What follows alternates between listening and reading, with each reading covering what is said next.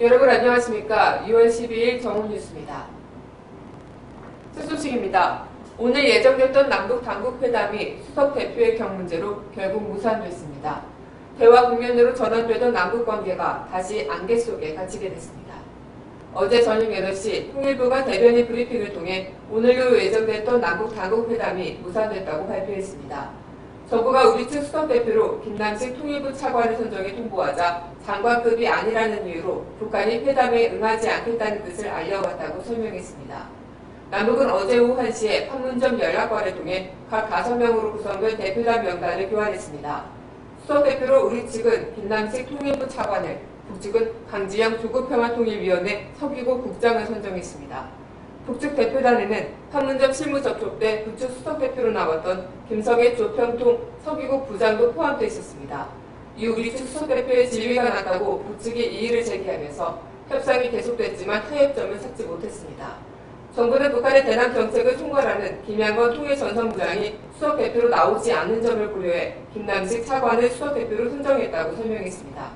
또 북한이 조평통의 부위원장급도 아니고 그 하위 직책인 서기국장을 장관과 같은 급 인사라고 주장하면서 6년 만에 열기로 했던 남북 고위급 회담을 거부한 것은 사리에 맞지 않다며 유감을 나타냈습니다. 다음 소식입니다. 오늘로 예정됐던 박근혜 정부 출범 이후 첫 남북 대화가 예상치 못한 암초에 걸려 좌초됐습니다.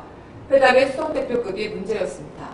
남북은 어제 오후 1시께 판문점에서 회담 대표단 명단을 교환한 이후 수석 대표 문제를 놓고 갈등을 빚었고 통일부는 결국 오후 8시께 회담 무산을 선언했습니다.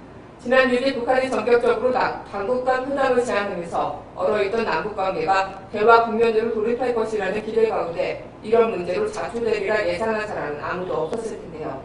우리 측은 북측의 수석 대표로 김양건 통일부 전선부장이 왔으면 좋겠다는 의사를 표시했지만 북측은 이에 대해 안색을 표했으나 남북은 이튿날 새벽까지 이어진 토론을 거쳐 합의를 만들어냈습니다. 우리 측의 발표문에서는 남측 수석 대표는 남북 문제를 책임지고 협의 해결할 수 있는 당국자였고 북측의 발표문에서는 북측 단장은 상급 당국자로 발표한 것이 그것입니다. 하지만 정부는 어제 대표단 명단 교환에서 예상과는 달리 류계실 장관이 아닌 김남식 차관을 적어냄으로써 합의 발표문이나 6일의 장관급 회담 제안을 스스로 뒤엎어버리는 형상을 보였습니다. 당국 회담이 무산된 직후 김영석 통일부 대변인은 북측이 우리 측 수석 대표의 급을 문제 삼으면서 북한 대표단 파견을 보류한다고 일방적으로 통보해왔다고 책임을 북측에 밀었습니다. 하지만 애초 수석 대표의 급을 문제 삼은 것은 우리 측이었다는 점에서 제발을 찍은 셈이며 박근혜 대통령의 속내가 무엇이었건 이번 사태의 후유증이 만만치 않을 것이라는 우려도 나오고 있습니다.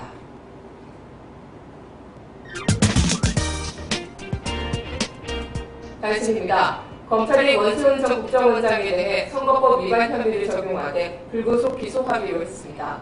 국가 최고정보기관장이 대선에 개입했다는 결론은 그 자체만으로도 큰 파장이 예상됩니다. 원세훈 전 국정원장에게는 정치 개입 혐의와 함께 공직선거법 위반 혐의가 적용됐습니다. 선거법 85조 1항은 공무원이 지위를 이용해서 선거운동을 할 수 없다고 규정하고 있습니다. 이런 결정에 대해서 검찰이 정치적 판단을 했다고 비판받고 있는 데는 검찰 스스로의 책임이 가장 큽니다. 진주의료원 해산 조례안이 끝내 날치기 통과됐습니다. 도의회 다수당인 새누리당 의원들은 국회 국정조사 뒤로 조례안 처리를 미뤄야 한다는 목소리에도 강행 처리를 택했습니다.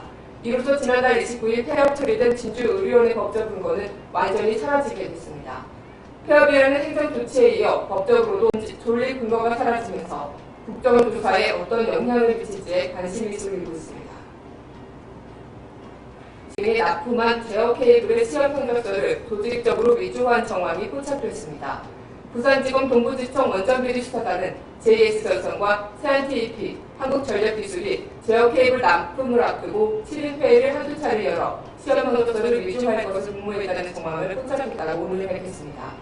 검찰은 한전기술 등에 대한 압수수색을 통해 7인 회의 녹취록과 회의록을 확보, 오늘 관련자들을 소환해 강도 높은 조사를 벌이고 있습니다. 6월 12일 뉴스를 마칩니다. 감사합니다.